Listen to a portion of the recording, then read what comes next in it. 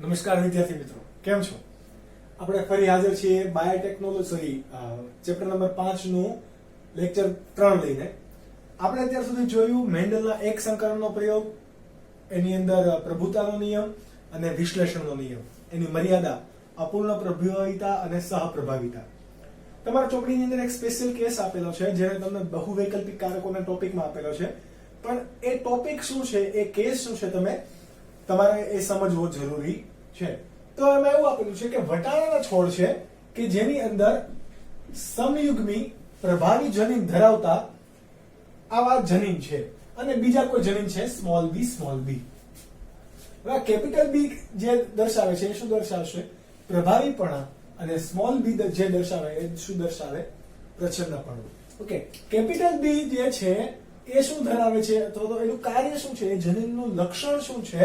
તો એ લક્ષણ છે કે મોટા કદના સ્ટાર્ચ કણો ઉત્પન્ન કરશે. What is starch? તો કે મનુષ્યની અંદર ખોરાકનો સંગ્રહ થાય તો ગ્લાયકોજન સ્વરૂપે થાય, પરંતુ વનસ્પતિની અંદર ખોરાકનો સંગ્રહ થાય તો કયા સ્વરૂપે થાય? સ્ટાર્ચ સ્વરૂપે. તો એ સ્ટાર્ચનું સાઈઝ કેવી છે, કદ કેવા છે? મોટા કદના છે, કે જેના માટે જવાબદાર કોણ છે? કેપિટલ બી જનીન. અને સ્મોલ બી જે જનીન છે એ નાના કદના. કેમ? તો કે ઓછું સક્રિય છે, એટલા માટે નાના કદના સ્ટાર્ચના કણ બનાવે છે. હવે આને આપણે પિતૃ પેઢી કહીએ, અને જો F1 પેઢીમાં સંકરણ દ્વારા આપણે જનીન મેળવીએ તો આપણને કેવા પ્રકારના મળશે? કેપિટલ બી અને સ્મોલ બી. તો આ જે દાણા હતા મોટા કદના સ્ટાર્ચ વાળો હોય તો એના જે દાણા હોય આપણને કેવા મળશે? ગોળ. અને નાના કદના સ્ટાર્ચ છે તો એના દાણા કેવા આપણને મળે છે? ખરબચડા. કેવા મળે છે? ખરબચડા. હવે કેપિટલ બી અને સ્મોલ બી આ બંને જે બંનેના જન્યુઓ જે આવીને F1 સંતતિ રચે છે એની અંદરનું લક્ષણ શું છે? તો એ મધ્યમ કદના સ્ટાર્ચ કણો બનાવે છે. કેવા બનાવે છે? મધ્યમ કદના સ્ટાર્ચ કણો બનાવે છે. એ બંનેની સાઈઝ તો અહીંયા કયા પ્રકારનો નિયમ લાગુ પડશે?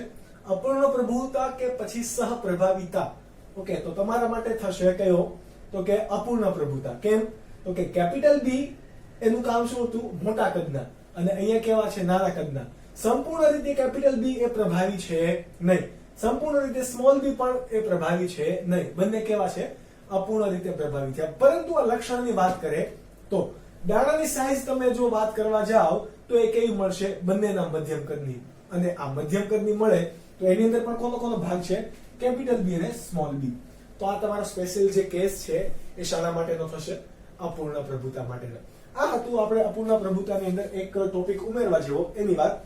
આજે જે આપણે વાત કરવાના છીએ સમગ્ર લેક્ચર દરમિયાન, તો એ જનીનના વિવિધ પ્રકારની, એવું નહીં કે જનીનના ટુકડા કેટલી સાઈઝના હોય એ બધી નહીં, પરંતુ એક લક્ષણ માટે જવાબદાર જનીન કઈ રીતે કાર્ય કરે ને આપણે ચેપ્ટરની અંદર અથવા તો MCQ નીટમાં કઈ રીતે પૂછાઈ શકે છે એની આખા ચેપ્ટર દરમિયાન વાત કરવાના છીએ. તો આ તમારા NCERT બુકની અંદરનો સ્પેશિયલ કેસ હતો. એમાં તમને સ્પેસિફિકલી નથી આપેલું કે આ અપૂર્ણ પ્રભુતાનું કદ છે, અપૂર્ણ પ્રભુતાનો કેસ છે, પણ આ તમારે થોડું વિચારવું. ઓકે, કઈ રીતે અપૂર્ણ પ્રભુતા એ થશે. આગળ વાત કરીએ પ્રભાવિતાની સંકલ્પતાનું સ્પષ્ટીકરણ. તો આપણને ખ્યાલ છે આપણે બધા કેવા સજીવો છીએ? દ્વિકીય સજીવ. એટલે બંધારણ કેવું છે? રંગસૂત્રો કેવા હોય? જોડમાં. અને આપણે એને 2n કહી શકીએ. ચલો, આ 2n પૈકી આપણે મેન્ડલના કેસ લઈએ તો એમાં TT, તો આ પણ શું દેખાડે છે? દ્વિકીય સજીવ અને 2n કેસ. આ કેવા છે? સમયુગ્મી કે વિષમયુગ્મી? સમયુગ્મી. આ કેવા છે? વિષમયુગ્મી.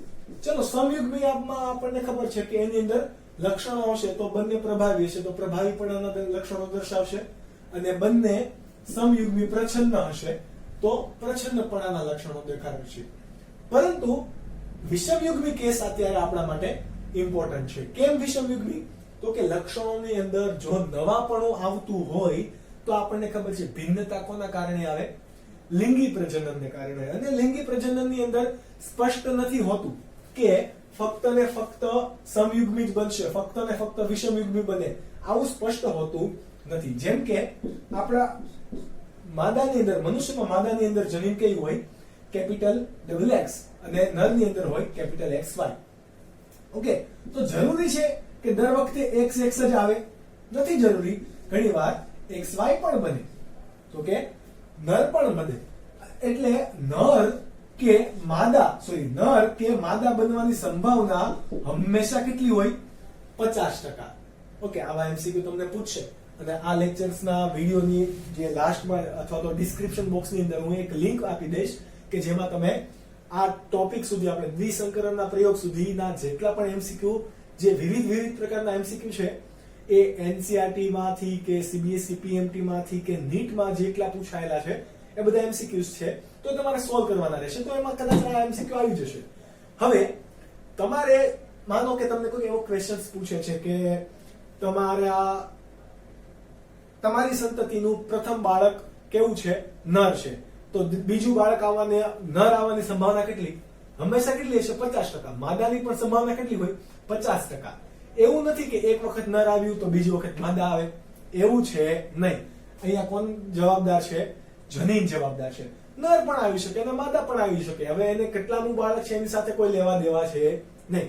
કોઈ પણ કેટલા પણ નંબરનું બાળક હોય ત્યાં કોઈ પણ આવી શકે. મેં આપણે વાત કરતા હતા વિષમયુગ્મી જનીનની અંદર. વિષમયુગ્મી જનીનની અંદર વાત કરીએ તો એક કેવું હશે? પ્રભાવી, અને એક કેવું હોય? પ્રચ્છન્ન. ઓકે, આ પ્રભાવી છે એને આપણે શું કહીશું? સામાન્ય કારક. કેવું કારક? સામાન્ય કારક. અને પ્રચ્છન્ન હશે એને શું કહીશું? રૂપાંતરિત કારક. કેવું? રૂપાંતરિત કારક. તમને એમ થાય કે સર આ ટોપિક કહેવાનો મતલબ શું છે? તો કે પ્રભાવી જે જનીન હશે એના લક્ષણોમાં ક્યારે પણ પરિવર્તન આવશે નહીં. જ્યારે પ્રચ્છન્ન જનીન હશે એની અંદર લક્ષણોની અંદર ચેન્જ આવી શકે, વિકૃતિ આવી શકે, મ્યુટેશન થઈ શકે, ભિન્નતા આવી શકે, કોઈ પણ થઈ શકે. એટલે લક્ષણમાં નવાપણું આવવા માટે, વિકૃતિ આવવા માટે, ભિન્નતા આવવા માટે જવાબદાર હંમેશા કયું હોય? પ્રચ્છન્ન જનીન. પ્રભાવી જનીન એ નવાપણા આવવા માટે જવાબદાર હશે નહીં. એક્ઝામ્પલ લઈ લઈએ. આપણા પાસે એક ઉત્સેચક છે. ઉત્સેચકને આપણે ઇંગ્લિશમાં કહીશું એન્ઝાઇમ. ઓકે, તો E ફોર એન્ઝાઇમ. ચલો, એની પાસે આવું કોઈક છે બંધારણ. ઓકે, તો એમાં પ્રભાવી કોણ થયું? Capital E. તો કેપિટલ E નું કામ શું હશે? એક પેઢીની અંદર હશે, બીજી પેઢીની અંદર હશે, ત્રીજી પેઢીની, ગમે ત્યાં પણ જો આ પ્રભાવી જનીન હશે તો એનું મુખ્ય કામ ઉત્સેચક જ હશે. એટલે કે ચોક્કસ ઉત્સેચક પણ કેવો? ચોક્કસ ઉત્સેચક બનાવવો એ જ એનું કાર્ય હશે. અને સ્મોલી જનીન છે. કેવું છે? સ્મોલી જનીન, કે જેને આપણે પ્રચ્છન્ન જનીન કહીએ છીએ, એની અંદર વિકૃતિ આવી શકે. કોઈ નવા આ જે એને મૂળ ઉત્સેચક બનાવવાનો હતો એનાથી કંઈક ડિફરન્ટ પણ બનાવી શકે. ઓકે, તો જે નવાપણું આવે છે એ હંમેશા કોના અંદર આવશે? રૂપાંતરિત અથવા તો પ્રચ્છન્ન જનીનની અંદર. તો એને શું કહેવાશે? પ્રભાવિતાની સંકલ્પના. જે પણ પ્રભાવી છે એ સામાન્ય કારક હશે, એ પેઢી દર પેઢી બદલાશે નહીં. પરંતુ જે રૂપાંતરિત અથવા તો પ્રચ્છન્ન કારક છે એ પેઢી દર પેઢી તમારું બદલાયા રહેશે. ઓકે, ત્યારબાદનો ટોપિક છે આપણો કે પ્લિયોટ્રોપિઝમ. કયો ટોપિક છે? પ્લિયોટ્રોપિઝમ. આ બધી જ વસ્તુની નોટ્સ તમે બનાવતા રહેજો. ઘણી વસ્તુ તમારી NCERT બુકમાં અથવા તો કોઈ પણ સ્પેસિફિક મટીરીયલમાં મળશે નહીં, અને મળે તો વેલ એન્ડ ગુડ. એને રીડ કરો અને મેક્સિમમ MCQ સોલ્વ કરવાની તમે ટ્રાય કરજો. ચલો, ટોપિક છે આપણો પ્લિયોપેટ્રિઝમ. કેવો ટોપિક છે? પ્લિયોપેટ્રિઝમ. What is pleiotropism? તમારા રંગસૂત્રની અંદર કોઈ એક જનીન છે. કેવું છે? એક જનીન નું કાર્ય ચોક્કસ નથી.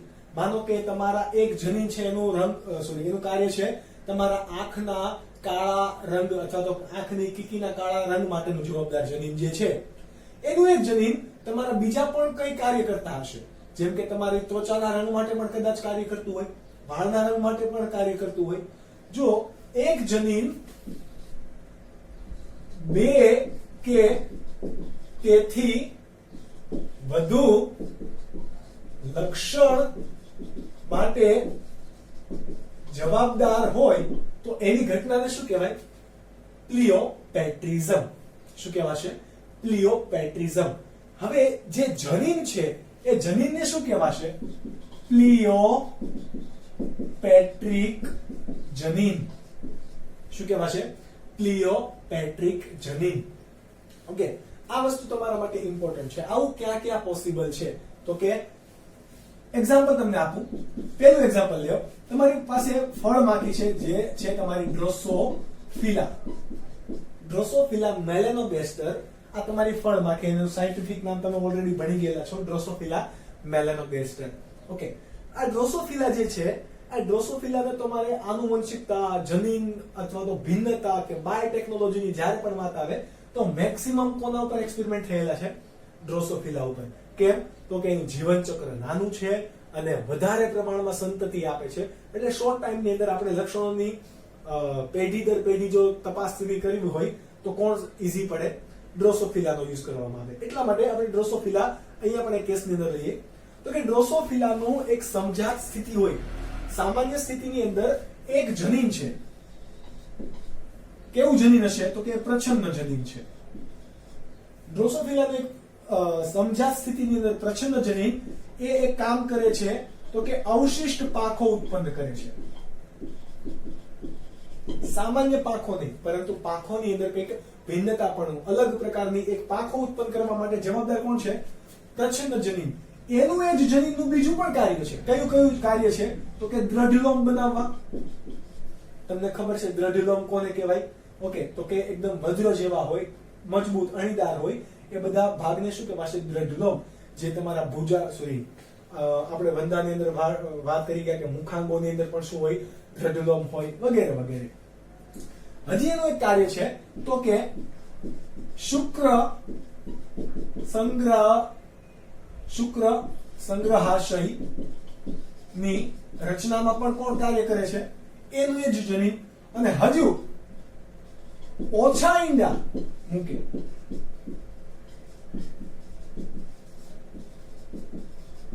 કેવું? ઓછા ઈંડા મૂકવાની બાબત. જુઓ, લક્ષણો કેટલા છે? ઘણા બધા. જનીન કોણ જવાબદાર એના માટે? ફક્ત એક જ. તો એ જનીનને કેવું કહેવાશે? પ્લિયોપેટ્રિક જનીન. અને આ ઘટનાને શું કહેવાશે? પ્લિયોપેટ્રિઝમ.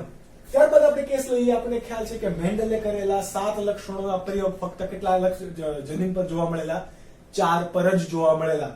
તો આપણે એની અંદર એક જનીન જોયું હતું કે જેની અંદર 3 લક્ષણો જવાબદાર હતો અને એકની અંદર 2 લક્ષણો જવાબદાર હતા. તો આ વટાણાના કેસની અંદર પણ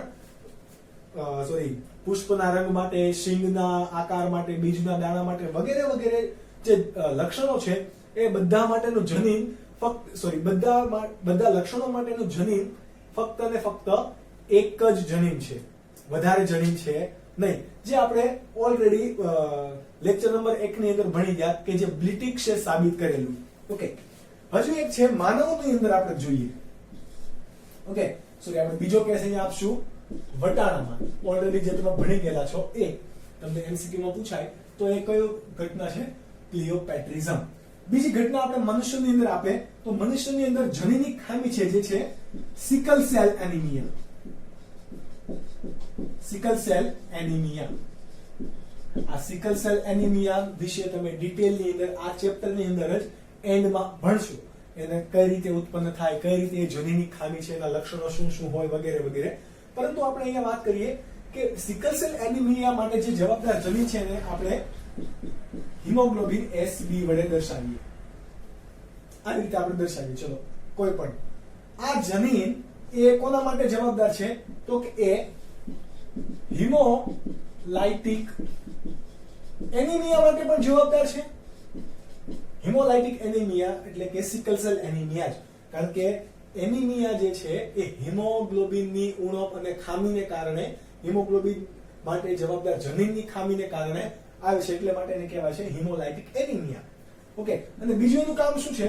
તો કે મેલેરિયાનું અવરોધન કરવું. શું કરવું? અવરોધન. 2 કાર્ય. જનીન કેટલું? 1. તો આને પણ શું કહેવાશે? Sickle cell anaemia. ઓકે, હજુ તમારે આ ત્રીજો કિસ્સો થયો. હું તમને ચોથો કિસ્સો અહીંયા લખી દઉં. મનુષ્યની હજુ એક ચયાપચયની ખામી છે જેને કહેવાય ફિનાઇલ કીટોન્યુરિયા. ઓકે, આ ફિનાઇલ કીટોન્યુરિયા વિશે પણ તમે આલ્કેપ્ટોન્યુરિયા, આલ્બિનિઝમ, ફિનાઇલ કીટોન્યુરિયા આ બધું તમે આ ચેપ્ટરના એન્ડની અંદર ભણશો. પરંતુ આ ફિનાઇલ કીટોન્યુરિયા માટે જે જવાબદાર જનીન છે એ જનીનનું પહેલું એક કામ છે કે એ શું કોનું નિર્માણ કરશે? ફિનાઇલ એલેનિન હાઇડ્રોક્સાઇલેઝ. કયું? ફિનાઇલ એલેનિન હાઇડ્રોક્સાઇલેઝ. આ એઝ પ્રત્યે લાગ્યું એટલે આ એક શું છે? ઉત્સેચક. આ ઉત્સેચક ઉત્પન્ન કરવા માટે પણ શું જવાબદાર હોય? જનીન જવાબદાર હોય. કોણ હશે જવાબદાર? જનીન. આ જનીનની હાજરીમાં આ જનીન કેવું પામે છે? વિકૃતિ પામે. શું પામે? વિકૃતિ પામે. તો શું કયો રોગ થશે? ફિનાઇલ કીટોન્યુરિયા નામનો રોગ થશે. ફિનાઇલ એલેનિન હાઇડ્રોક્સિલેઝ નામ ઉત્સેચક ઉત્પન્ન કરતું જે જનીન છે એ વિકૃતિ પામે તો કયો રોગ થશે? ફિનાઇલ કીટોન્યુરિયા થાય. જો ફિનાઇલ કીટોન્યુરિયા થાય તો એના બે લક્ષણો છે અને બંને લક્ષણો માટે જવાબદાર કોણ? ફક્ત એક જ જનીન. કયા કયા લક્ષણો? તો કે પહેલા હશે માનસિક મંદતા. શું આવશે? પહેલું તો માનસિક મંદતા. અને બીજું જે આવશે એ છે તમારા વાળ અથવા તો ત્વચા હોય એના રંગકણો માં શું થશે? ઘટાડો. એટલે તમારા વાળ છે કે ત્વચાનો રંગ છે એ કેવો પડશે? ડલ પડશે. તો બે કાર્ય માટે જવાબદાર કોણ? એક જ જનીન. પણ યાદ રાખજો એ હકીકતમાં જનીનની વિકૃતિને કારણે ઉત્પન્ન થાય છે. પણ એ બે લક્ષણ માટે જવાબદાર એક જ જનીન છે તો આ ઘટનાને પણ શું કહેવાશે? પ્લિયોપેટ્રિઝમ. અને આ જનીનને શું કહેવાશે? પ્લિયોપેટ્રિક જનીન.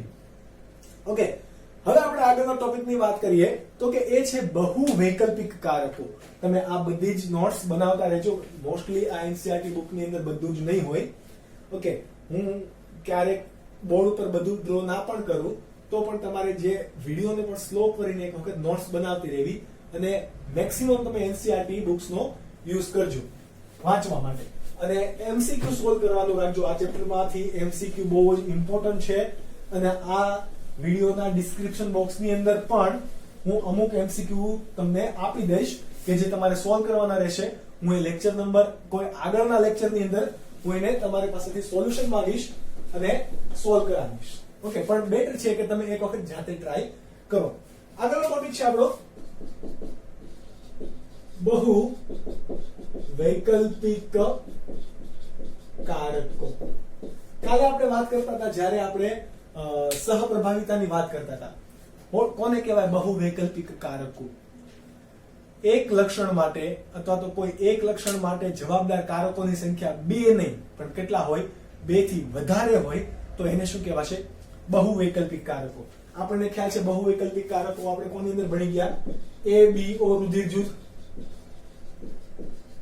તો કે મનુષ્યની અંદર રુધિર જૂથ માટે જવાબદાર જનીનના કારકો ફક્ત IA અને સ્મોલ I નહીં, 3 કારકો જવાબદાર છે. કેટલા?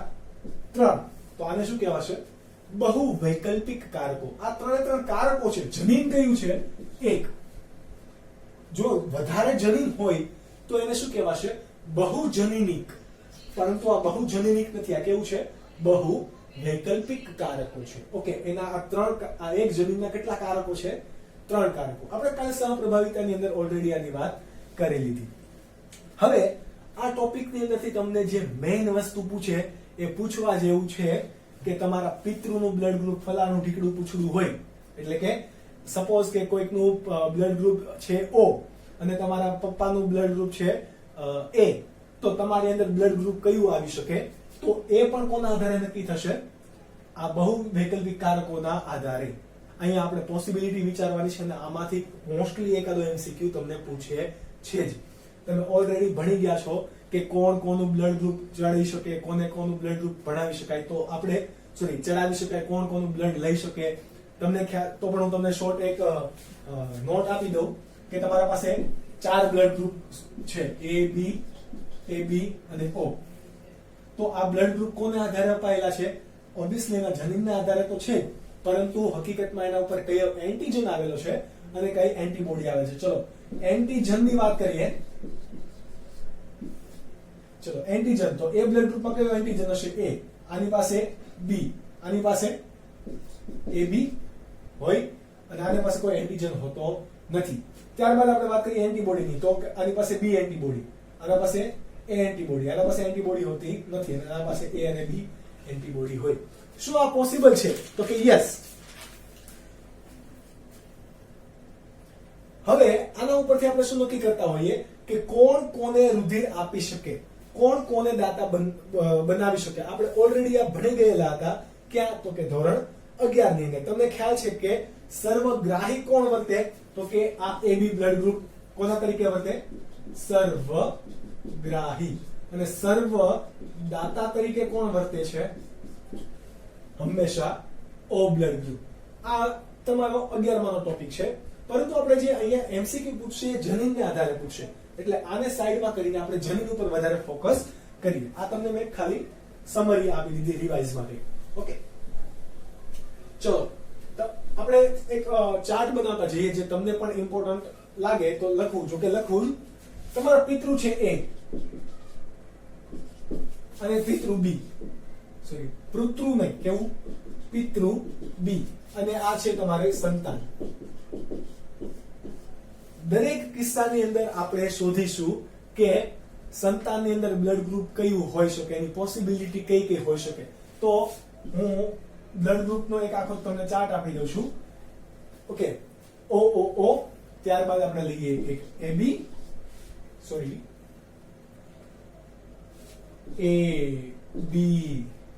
ABO અને AB. ત્યારબાદ આપણે કોનું ક્રોસ કનેક્શન કરાવીએ? AB અને AB નું. ત્યારબાદ કરાવીએ A અને B નું.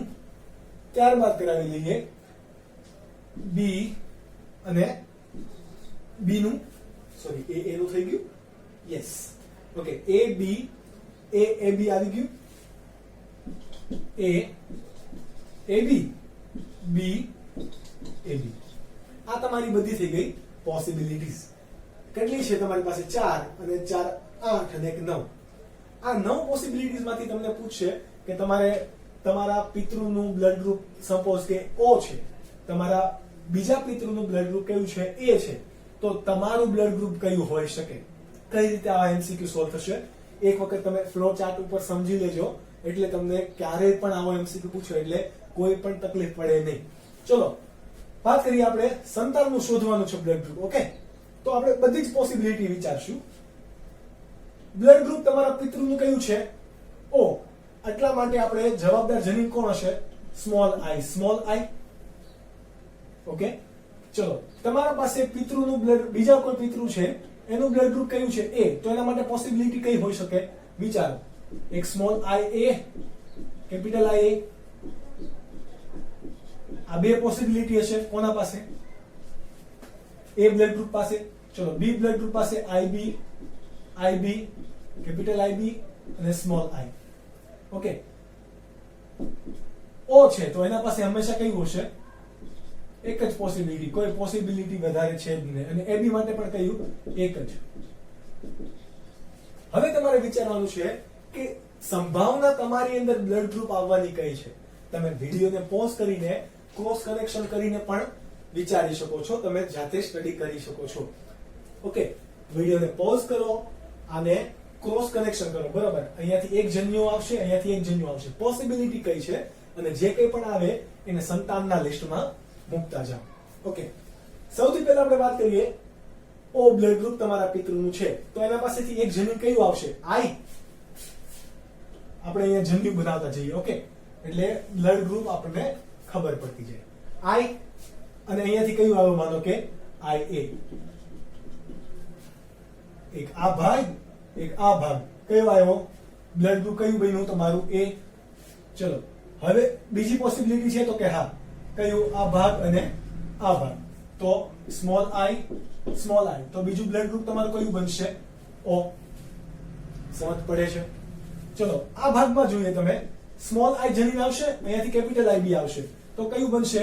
કેપિટલ IB સ્મોલ આઈ, બ્લડ ગ્રુપ કયું બન્યું? બી. ચલો બીજી આ જો ત્રણ સેમ જ છે એટલે આપણે ફરીથી સંભાવના વિચારવાની જરૂર છે નહીં. હવે આ સ્મોલ આઈ અને આ સ્મોલ આઈ આવે એટલે કે ફરીથી સ્મોલ આઈ તો કયું બ્લડ ગ્રુપ બની શકે? ઓ. તો તમારા સંતાનની અંદર કયું બ્લડ એટલે કે જો પિતૃ આ પ્રકારના હોય તો પોસિબિલિટી કઈ છે આવા પ્રકારના તમારા સંતાનો હોય. ઓ બ્લડ ગ્રુપ વિચારીએ તો ઓ બ્લડ ગ્રુપ અને ઓ બ્લડ ગ્રુપ હોય એટલે કોઈ બીજી શક્યતા ઉદ્ભવતી છે નહીં. એટલા માટે હંમેશા કયું બનશે? સ્મોલ આઈ, કારણ કે આ સ્મોલ આઈ આવશે, સ્મોલ આઈ આવી ગયું તો હંમેશા બ્લડ ગ્રુપ કયું બનશે? જો તમારા મમ્મી અને પપ્પા બંનેનું બ્લડ ગ્રુપ કેવું છે? ઓ, તો તમારું બ્લડ ગ્રુપ પણ કેવું હશે? ઓ જ રહેવાનું છે. ત્યારબાદ છે આપણે ઓ અને આઈ બી. ચલો આ આઈ આવે, આ કયો આવ્યો? Capital I A. કયું બન્યું? આ મેઇન કેસ છે, ધ્યાન રાખજો. એ બ્લડ ગ્રુપ બન્યું. સ્મોલ આઈ અને કેપિટલ આઈ બી તો શું બનશે? Blood group B. આના સિવાય કોઈ બ્લડ ગ્રુપ બની શકે? તો કે હવે કોઈ બ્લડ ગ્રુપ બની શકશે નહીં. તો કે એ અને બી બ્લડ ગ્રુપ તમારે આવવાની સંભાવના વધી જાય. ચલો અહીંયા જુઓ, આ કેસ સ્પેશિયલ છે. આના પાસે પણ આવું જનીન છે અને તમારા બીજા પિતૃ પાસે પણ, સોરી પિતરા નહીં, પિતૃ પાસે પણ કેવું છે? આ પ્રકારનું જનીન છે. કઈ પોસિબિલિટી હોઈ શકે? આઈ એ આવે તો કયું બનશે? આઈ એ બ્લડ ગ્રુપ તમારું બને એ. આઈ એ અને આઈ બી આવે, એક વખત આના જોડે એક વખત આના જોડે. ઓકે, તો કયું બ્લડ ગ્રુપ બનશે? આઈ એ આઈ બી. તો કયું બ્લડ ગ્રુપ બની ગયું તમારું? એ બી. ચલો બી કોના જોડે સંયોજાય? એ વડે, એટલે કે બે જન્યુ, એક આ જન્યુ અને આ જન્યુ મળ્યો તો પણ કયું બનશે? એ બી. તો તમારું બ્લડ ગ્રુપ કયું બને? એ બી. હવે તમારું આઈ બી કેપિટલ જનીન અને આ બાજુનું આઈ બી કેપિટલ જનીન એટલે કે બંને જન્યુ જોડાય તો પણ કયું બ્લડ ગ્રુપ બનશે? આઈ બી. એટલે તમારું બ્લડ ગ્રુપ બને બી. ઓકે, આ રીતે તમારે સંતાનનું તમે લિસ્ટ બનાવી શકો. હવે તમને ખ્યાલ પડી ગયો હશે કે આ તો ઈઝી છે. ઓકે, શું કરવાનું? તો કે આ ઓ બ્લડ ગ્રુપ નું આપણે આવી રીતે જન્યુ લીધા તો અહીંયા આની પોસિબિલિટી કેટલી હોય? તો કે બે. Capital I A, small I, capital I A, capital I A. Possibilities A blood group વાળાની કેટલી હશે? બી. તો બે, સોરી. તો અહીંયા પણ કેટલી પોસિબિલિટી હોય? બી બ્લડ ગ્રુપ વાળાની બે. તો હવે તમારે બધી જ સંભાવના વિચારવાની.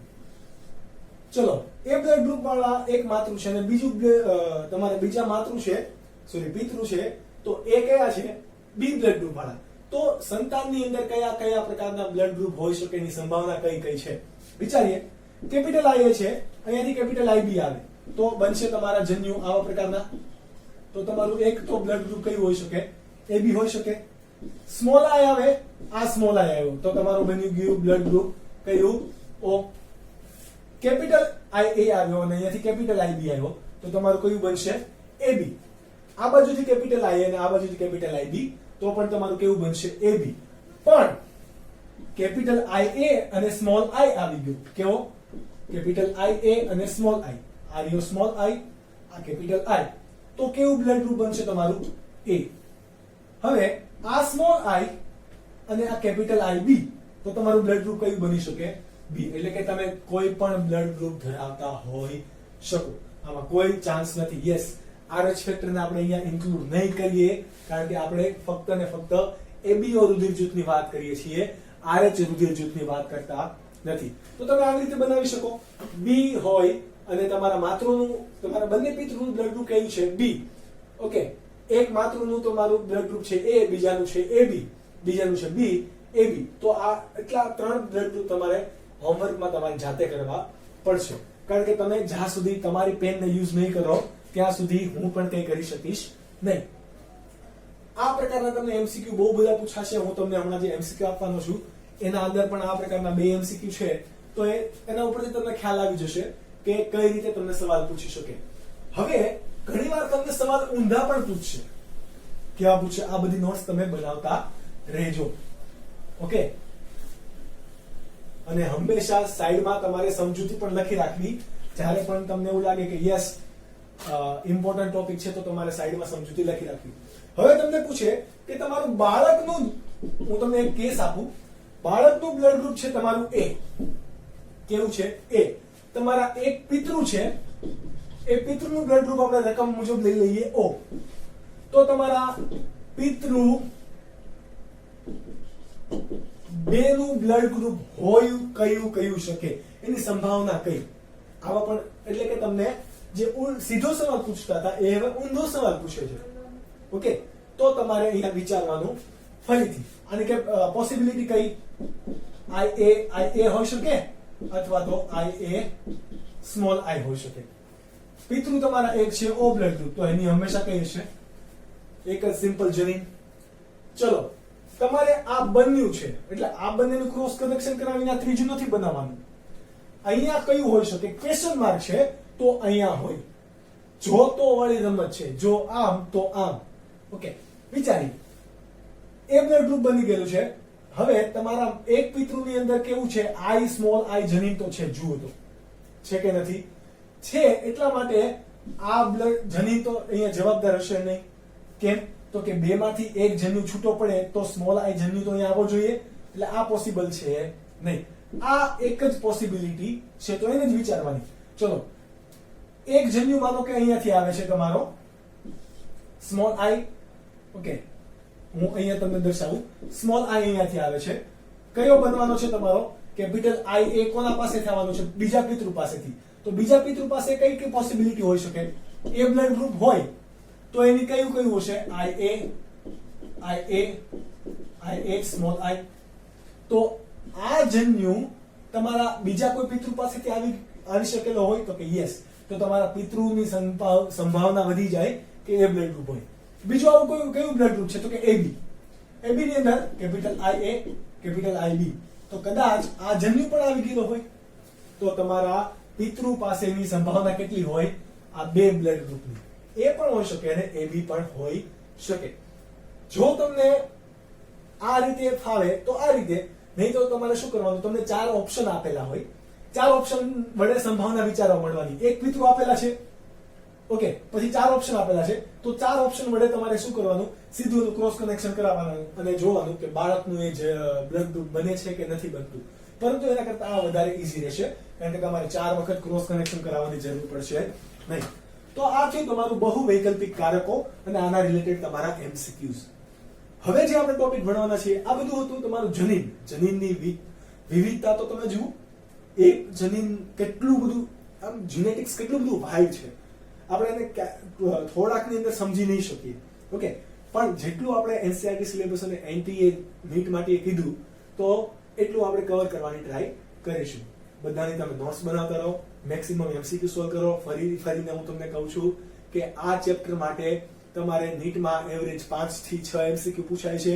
હું એવું ઈચ્છું છું કે તમે આ ચેપ્ટરમાંથી કોઈ માર્ક્સ તમારો તૂટે નહીં, કારણ કે લોજિકલ ઇક્વેશન છે, તમારે આમાં યાદ નથી રાખવાનું, તમારું મગજ દોડાવવાનું છે, દાખલા ગણવાના છે. તો આ બધા MCQs તમે વધારેમાં વધારે સોલ્વ કરો, એવી આશા સાથે આપણે આ લેક્ચર પૂરો કરીએ. આજે આપણે જે જોવાના છીએ છે મેન્ડલનો દ્વિસંકરણનો પ્રયોગ. એક સંકરણના પ્રયોગ વખતે આપણે કીધેલું કે જે સંકરણના પ્રયોગમાં ફક્ત એક લક્ષણોના જ વારસાગમનની વાત કરવામાં આવી રહી હોય એને એક સંકરણનો પ્રયોગ કહેવાય. અહીંયા દ્વિસંકરણ એટલે કે બે લક્ષણોના વારસાગમનની વાત કરવાની છે. કયા કયા લક્ષણ છે? તો એ છે બીજનો રંગ અને છે બીજનો આકાર. ઓકે, બીજનો રંગ ચલો કેવા કેવા છે? તો કે પીળો અને લીલો. પરંતુ આ પીળો રંગ જે છે એ કેવો છે? પ્રભાવી. પ્રભાવી છે એટલે એના માટે જવાબદાર જનીન કયું હશે? Capital Y. અને લીલો રંગ છે એ કેવો છે? પ્રચ્છન્ન. એના માટે જવાબદાર જનીન કેવું હશે? Small y. ત્યારબાદ બીજનો આકાર જોઈએ તો કેવા હશે? ગોળ અને ખરબચડા બીજ. ચલો, ગોળ માટે ગોળ કેવું છે? પ્રભાવી. એટલા માટે આપણે રાઉન્ડ લઈ લઈએ તો એ કેવું છે? પ્રભાવી. અને બીજું કોણ છે? તો કે ખરબચડા બીજ. તો એના માટેનું જે જવાબદાર જમીન છે એને આપણે સ્મોલ r વડે દર્શાવીએ. ચલો સંકરણ કરાવીએ. તો સંકરણની અંદર આપણે પહેલા શું લખશું? પિતૃ પેઢી. ઓકે, તો પિતૃની અંદર કેવા આપણે પહેલા બીજ લીધેલા છે? તો આપણે સંકરણ કોની વચ્ચે કરાવવાનું છે? ખલી અને ગોપી વચ્ચે સંકરણ કરવાનું છે. વોટ ઇઝ ગોપી અને વોટ ઇઝ ખલી? ગોળ અને પીળા દાણા, ખરબચડા અને લીલા દાણા, એટલે કે ગોપી ને ખલી વચ્ચે શું કરાવવાનું છે? સંકરણ કરાવવાનું છે. ચલો, ગોળ અને પીળા દાણા માટે જવાબદાર જનીન કેવું ધરાવતું હશે? Capital R R, capital Y Y. તમને થાય સર 4 તમે દર્શાવ્યા, ઓલામાં તો ખાલી 2 જ દર્શાવ્યા, તો અહીંયા લક્ષણ પણ કેટલા છે? 2. એટલા માટે ચલો અહીંયા કયું હશે? Small R, small Y, small Y. કરાવો સંકરણ. કોના વડે આપણે સંકરણ કરશું? તો પહેલા તો આપણે છૂટા પાડશું જન્યુ. આ રીતે આપણે સ્પેસિફિકલી લખશું એટલે ક્યાંય પણ તમે પણ અટવાવ નહીં. ચલો, આના જન્યુ કયા કયા હોઈ શકે? તો કે આર જન્યુ હોઈ શકે અને વાય જન્યુ હોઈ શકે. ચલો, અહીંયા સ્મોલ આર અને સ્મોલ વાય જન્યુ હોઈ શકે. આ જન્યુઓ કઈ રીતે છૂટા પડ્યા?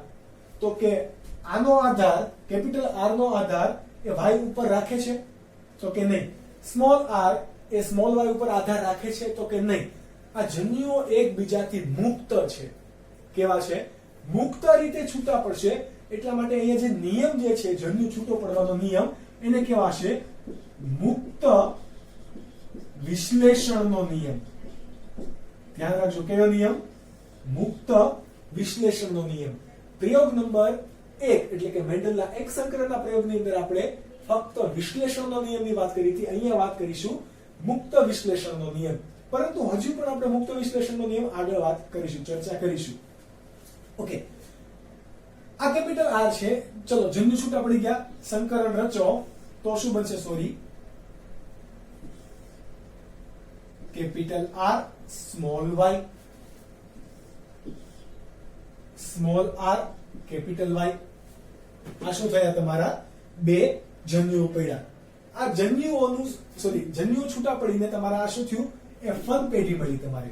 તો આ F1 પેઢીનું સ્તર તમે સંયુક્ત રીતે આને દર્શાવો તો આવી રીતે દર્શાવી શકાય: capital R small Y, capital Y small Y. આ રીતે દર્શાવી શકો. ચલો, આ બીજ કેવા પ્રકારના લક્ષણો ધરાવતું હશે? કોણ કોણ પ્રભાવી છે? ગોળ અને પીળા. એટલે આ કેવા હશે? ગોપી પ્રકારના. કેવા છે? ગોપી. F1 સંતતિ તમને કેવી મળે છે? ગોળ અને પીળા દાણા વાળી. તો અહીંયા તમે જુઓ કયા પ્રકારનો નિયમ લાગુ પડ્યો? અપૂર્ણ પ્રભાવિતા, સહપ્રભાવિતા કે પ્રભુતાનો નિયમ? તો કયો નિયમ લાગુ પડ્યો? પ્રભુતાનો નિયમ. પ્રભુત્વ જેનું છે એ લક્ષણ દેખાય છે, બાકી પ્રચ્છન્ન લક્ષણ દેખાતું નથી. પરંતુ એના જન્યુ તો આવેલા છે કે નહીં? તો કે યસ. હવે શું થશે? આના પણ જન્યુઓ છૂટા પડશે. શું છૂટા પડે? આના પણ જન્યુ છૂટા પડે. ધ્યાન રાખવાનું કે દ્વિસંકરણના પ્રયોગની અંદર તમે જન્યુઓ કઈ કઈ રીતે છૂટા પાડશો. ચલો, આ દ્વિકીય સજીવોના લક્ષણો છે, તો જન્યુ કઈ રીતે છૂટા પાડશો? કેપિટલ આર, કેપિટલ વાય, પછી કેપિટલ આર સ્મોલ વાય. જન્યુ છૂટા પાડતી વખતે હંમેશા ધ્યાન રાખવું, મિસ્ટેક તમારાથી પણ થાય નહીં. Small R capital Y. આ શું છે? જન્યુ છે. Small R small Y. આ તમારા શું થઈ ગયા? જન્યુ. કોના? F2 F1 પેઢીના જન્યુ થયા. ઓકે, હવે જુઓ, કેપિટલ આર એ કેપિટલ વાય સાથે પણ જોડાય છે અને સ્મોલ વાય સાથે પણ જોડાય છે. એવું છે કે કેપિટલ આર એ વાય સાથે જ જોડાય અને સ્મોલ વાય સાથે જોડાઈ ના શકે? એવું છે? તો કે નહીં. જુઓ, જોડાણું છે. ત્યારબાદ સ્મોલ આર છે કેપિટલ વાય જોડે પણ જોડાય છે અને સ્મોલ વાય વડે પણ જોડાય છે. એવું છે કે ફક્ત કેપિટલ વાય વડે જોડાઈ શકે કે ભાઈ કેપિટલ તો અલગ પડી જાય, આ તો મારા જેવો સ્મોલ છે એટલે હું તારા જોડે જ જોડાઈશ? આવું નહીં થાય. કેમ નહીં થાય? તો કે હંમેશા કયો નિયમ આપણે ધ્યાનમાં રાખવાનો? મુક્ત વિશ્લેષણનો નિયમ. એટલે કે કોઈ પણ લક્ષણ માટે જવાબદાર જન્યુ એ અન્ય લક્ષણ માટે જવાબદાર જન્યુની અભિવ્યક્તિથી કેવી હોય છે? સ્વતંત્ર હોય છે. કેવો હોય? સ્વતંત્ર. એટલે એકબીજાને કોઈ દખલઅંદાજી કરતા નથી. આ તમારા શું થયા? જન્યુ. જન્યુ 1, જન્યુ 2, જન્યુ 3 અને જન્યુ 4. હવે તમારે આ તો F1 પેઢી થઈ. ઓકે, આ F1 પેઢીમાંથી તમારે શું રચવાનું છે? તમારી પેઢી નંબર 2. કઈ? ધેટ ઇઝ આપણી F2 પેઢી. F2 પેઢી માટે આપણને ખ્યાલ છે, આપણે શું કરીએ છીએ? હંમેશા પ્યુનેટ સ્ક્વેર મૂકીએ. અહીંયા પણ તમે પ્યુનેટ સ્ક્વેર મૂકી શકો, પરંતુ મેં અત્યારે નથી દર્શાવ્યું. ઓકે, ચલો પ્યુનેટ સ્ક્વેર બનાવો. તો હું એક સરસ મજાનું સ્ક્વેર પેલા બનાવી લઉં. પ્યુનેટ સ્ક્વેર તમને ખબર છે કોણે આપ્યું? તો કે રોજિનાલ્ડ C Punnett.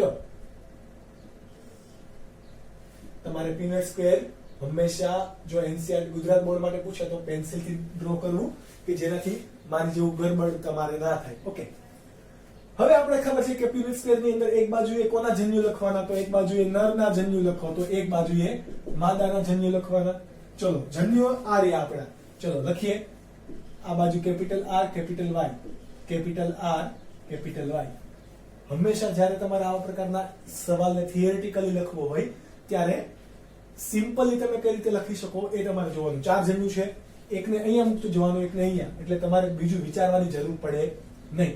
Okay, capital R small Y, capital R small Y, small R capital Y, small R capital Y, small R small Y, small R small Y.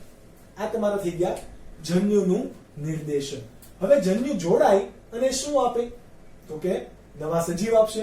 નવા સજીવ આપે તો એની અંદર લક્ષણો થાય, તો આપણે ખબર છે કે કઈ રીતે લખી શકાય. ચલો કેપિટલ આર કેપિટલ આર, આ તમે નોટ્સ બનાવતા જજો. કેપિટલ વાય કેપિટલ વાય, અહીંયા capital R capital R capital Y small Y. ચલો અહીંયા capital R capital R capital Y small Y.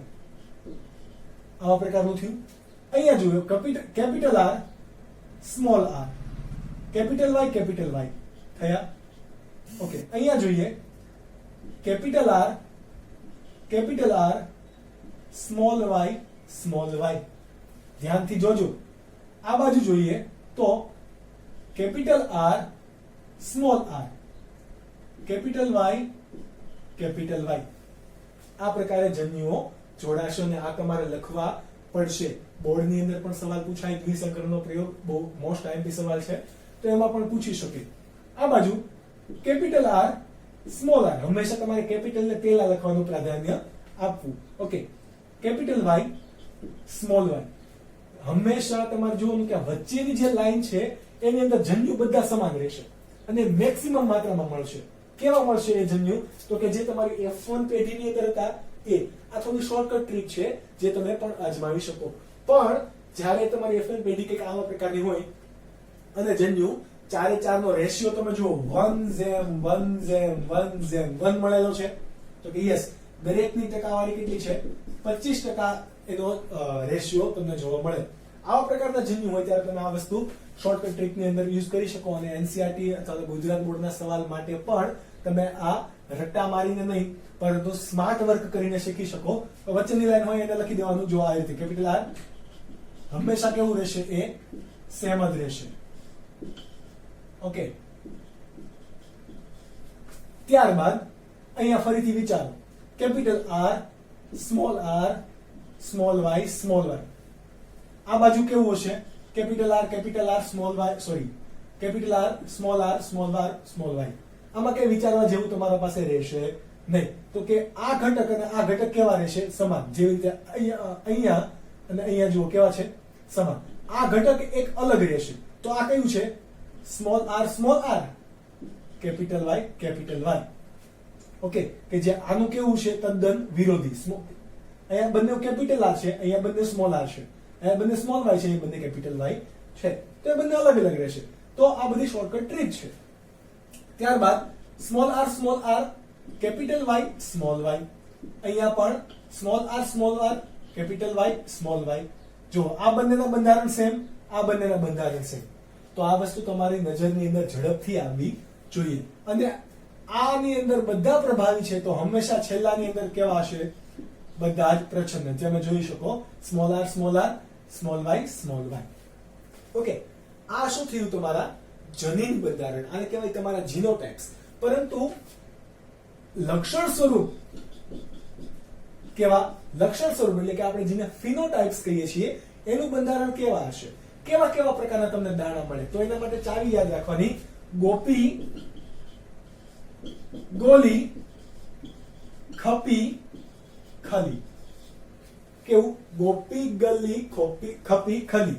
ગોળ અને પીળા દાણા જેમ ગોળ અને લીલા દાણા જેમ ખરબચડા અને પીળા દાણા અને ખરબચડા અને લીલા દાણા.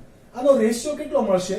9:3:3:1. આ તમને રેશિયો મળશે. તમને એમ થાય સર આમ ન રટ્ટા મારી દેવાના, આવું તમે શીખવાડો છો? તો કે નહીં, અહીંયાથી તમે નક્કી કરી શકો. કોના ઉપરથી? ચલો ગણીએ. ગોળ અને પીળા દાણા માટે હંમેશા જવાબદાર કોણ હોવું જોઈએ? કેપિટલ આર અને કેપિટલ વાય જનીન હોવું જોઈએ. ચલો અહીંયા છે 1, અહીંયા છે 2, 3, 4, 5, 6, 7, 8, 9. તો કેટલા આવી ગયા? ગોળ અને પીળા 9. ગોળ અને લીલા હોવા જોઈએ. ગોળ અને લીલા માટે કોણ હોવું જોઈએ? ત્યાં કેપિટલ વાય જનીન હોવું જોઈએ નહીં, પરંતુ કેવું હોવું જોઈએ? કેપિટલ આર જનીન હોવું જોઈએ. ચલો એવું ગોતીએ તો ક્યાં મળશે? તો કે અહીંયા આવ્યું 1, 2. ત્યારબાદ છે સોરી ગોતવું પડશે એક. કેપિટલ આર સ્મોલ વાય છે અહીંયા, એટલે કેવા હશે? લીલા દાણા. ત્યારબાદ અહીંયા રહ્યું. હા જુઓ અહીંયા પણ ગોળ દાણા અને કેવા છે? લીલા દાણા. તો 1, 2 અને 3 કેવા થયા? ગોળ અને લીલા. ત્યારબાદ છે ખપી, ખરબચડા અને પીળા દાણા. ચલો ખરબચડા અને પીળા દાણા માટે તમારે કેવું જનીન હોવું જોઈએ? સ્મોલ આર અને કેપિટલ વાય. તો જુઓ આ છે સ્મોલ આર અને કેપિટલ વાય. આ 1, 2 કેવા થયા? ખરબચડા અને પીળા. હજુ તમારે સ્મોલ આર હોવું જોઈએ અને એક કેવું હોવું જોઈએ? Capital Y. તો 1, 2 અને 3 કેવા થયા? ખરબચડા અને પીળા. ત્યારબાદ છે ખલી, એટલે ખરબચડા અને લીલા. કેટલા છે? 1 નો 1 જ ખાલી મળે, એટલે 1. તો આ જે 9:3:3:1 આ જે રેશિયો છે એને કેવો કહેવાશે? આપણો ફિનોટાઇપ. કેવો કહેવાય? ફિનોટાઇપ. તમે આ થયું તમારું એનસીઆરટી માટેનું. ઓકે, આ સાઈડની હવે જરૂર નથી, કારણ કે હું તમને આનો તમે વિડીયો પોઝ કરીને તમે નોટ્સ બનાવતા હોય તો લખી શકો છો અત્યારે. હવે હું એને સાફ કરી દઈશ એટલા માટે. કેમ? તો કે આપણા પાસે બોર્ડમાં વધારે સ્પેસ છે નહીં. હવે આપણે જીનોટાઇપ્સ બનાવીએ. શું બનાવીએ? જીનોટાઇપ્સ. આ તો આપણે થઈ ગયા ફિનોટાઇપ્સ. હજુ ફિનોટાઇપ્સ ની અંદર જો ડિટેલમાં પૂછીએ તો તમને 4 રીતે ફિનોટાઇપ્સ હજી પૂછી શકે કે ગોળ દાણા કેટલા, ખરબચડા દાણા કેટલા, ઓકે, પછી પીળા દાણા કેટલા અને લીલા દાણા કેટલા. આ પણ તમને પૂછે તો તમારે આવડવું જોઈએ. ચલો ગોળ દાણા તમારે મૂકવાના છે તો તમે કોના ઉપરથી મૂકશો? હંમેશા આનો યુઝ કરશો. ગોળ દાણા તમને કેટલા મળશે? તો કે 9. ઓકે, 9 પ્લસ કેટલા થશે? ગોળ 9 અને પ્લસ 3, 9 પ્લસ 3. ખરબચડા દાણા તમને કેટલા મળે છે? 3 ને 1 અહીંયા કેટલા? 4. 3 પ્લસ 1 4. પીળા દાણા કેટલા મળે છે? પીળાના 9 અને પીળાના 3, એટલે કે 9 પ્લસ 3. ચલો ખરબચડા સોરી લીલા દાણા કેટલા મળે છે? લીલા 1 અને અહીંયા 3, એટલે 3 પ્લસ 1. આપણે રેશિયો બનાવીએ બધાના જ. ઓકે, તો કેટલા અહીંયા તમને દાણા મળી ગયા? 12 અને આ કેટલા મળ્યા? 4. એવી રીતે અહીંયા પણ 12 અને 4. રેશિયો તમે એનો શોધો તો કેટલો થશે? આ માટે ગોળ અને ખરબચડાનો 4 તરી 12, એટલે કે 3:1 કહેવાય. 3:1. અહીંયા પણ શું થશે? 4 તરી 12, એટલે કે રેશિયો કેટલો મળે છે તમને? 3:1. પરંતુ તમને એમ પૂછે કે ગોળ અને ખરબચડા દાણા અને પીળા અને લીલા દાણાનો રેશિયો કેટલો મળશે? તો એ કેટલો મળશે? બંનેમાં તમે જુઓ 12 ને 4 કેટલા થશે? 16. તો 16:16, એટલે કે 1:1. આ બધા જ શું છે? લક્ષણ સ્વરૂપ, દેખાવ સ્વરૂપ. ફરીથી ગોળ અને ખરબચડા દાણા માટેનો તમને રેશિયો પૂછે તો કયો છે? 3:1. પીળા અને લીલા દાણા માટે પૂછે તો 3:1. તમને આમાંથી પણ કદાચ પૂછી શકે કે ગોળ અને પીળા અને ખરબચડા અને લીલા દાણા માટે દ્વિસંકરણના પ્રયોગનો રેશિયો કેટલો હશે? 9:1. તો આ પણ તમને ખ્યાલ હોવો જોઈએ. એટલા માટે આ દેખાવ સ્વરૂપ લક્ષણો થયા. ઓકે, આ ટોપિકની અંદરથી તમારે ખાસ યાદ રાખવાનું છે મુક્ત વિશ્લેષણનો નિયમ, કારણ કે એ પણ એટલો જ ઇમ્પોર્ટન્ટ છે. હવે આપણે જીનોટાઇપ્સ બનાવીએ. શું બનાવીએ? જીનોટાઇપ્સ. તો જીનોટાઇપ્સ આપણી પાસે કેટલા બનશે? તો કે ઘણા. સોરી હું તમને આ રીતે દેખાડું. RR હોઈ શકે કે ના હોઈ શકે. ત્યારબાદ છે તમારી પાસે capital R, small r. Capital R small R capital Y હોઈ શકે. ત્યારબાદ છે capital R small Y small Y. ત્યારબાદનું જે જીનોટાઇપ્સ છે એ છે capital R capital Y small Y. Okay, ત્યારબાદ છે સ્મોલ આર કેપિટલ વાય. તમને એવું થશે આ જીનોટાઇપ્સ ક્યાંથી લાવ્યા? હું તમને આ બાજુ કઈ ક્રોસ ના આવે એટલા માટે અહીંયા થિયરીમાંથી તમને સીધો લખીને હું તમને દેખાડું. પરંતુ આ જીનોટાઇપ્સ એ બીજું કોઈ નથી, આ રહ્યા કે જે ત્યાં આપણે પીનટ સ્ક્વેરની અંદર ઓલરેડી દર્શાવેલા છે. ઓકે, ત્યારબાદ છે કે small R capital Y small Y. ત્યારબાદ આપણે દર્શાવીએ કેપિટલ આર સ્મોલ વાય અને ત્યારબાદ કેપિટલ આર સ્મોલ વાય અને છેલ્લું સ્મોલ આર આ પ્રકારના શું થયા તમારે જીનોટાઇપ્સ એટલે કે જનીન સ્વરૂપ. આ તમારે નીટ માટે જરૂરી છે, જીનોટાઇપ્સ. ઓકે, કેટલા રેશિયો મળશે? તો આ તમને કેટલા મળે છે? આ જુઓ તો 1. આ પણ કેટલું મળે છે? 1. Capital R small R capital Y જોઈએ તો કેપિટલ આર આ પ્રકારનું બંધારણ ક્યાં જોવા મળે છે? 1 અહીંયા અને અહીંયા 2. ચલો, આ પ્રકારનું બંધારણ ક્યાં જોવા મળે છે? સોરી, ક્યાં ગયું? કેપિટલ આર ચલો, capital R capital Y small Y. તો આ પણ અહીંયા કેટલા રહ્યા? 2. ઓકે, આ તમને ખબર છે મેક્સિમમ આ કેટલા મળવાના છે તમને? 4 મળી ગયા. ચલો, small R capital R sorry small R capital Y. Where is capital Y? તો આ રહ્યું તમારી પાસે 1. આના સિવાય કોઈ હશે તો કે નહીં? આ બંને પ્રકારના જે જન્યુ છે એ હંમેશા કેટલા હશે? 1. એટલા માટે આ પણ 1 અને આ પણ 1. ચલો, સ્મોલ આર અને કેપિટલ વાય કેટલા મળે છે તમને? 2. અને કેપિટલ આર આ પણ તમને કેટલા મળશે? 2. એરિયા આ પીનટ સ્ક્વેરમાં. તો આ શું છે? તમારા જીનોટાઇપ્સ. હવે તમને આખો રેશિયો ના પણ પૂછે, પરંતુ સવાલ પૂછે કે તમને દ્વિસંકરણના પ્રયોગ, મેન્ડલના દ્વિસંકરણના પ્રયોગની અંદર capital R capital Y small Y અને આનો રેશિયો કેટલો હોય? તો કેટલો તમને ખ્યાલ છે આ પીનટ સ્ક્વેર તમે બનાવો ત્યારે નીટમાં તમને થોડુંક હાર્ડ એમસીક્યુ પૂછે તો આ 2:2 હોય તો એને શું કહેવાય? 1:1 કહેવાશે. ઓકે, તો એનો રેશિયો કેટલો થશે? 1:1. તો તમને આમાંથી ક્રોસ કરેક્શન કરીને પૂછી શકે. આ વાત હતી આપણા મેન્ડલના દ્વિસંકરણના પ્રયોગની.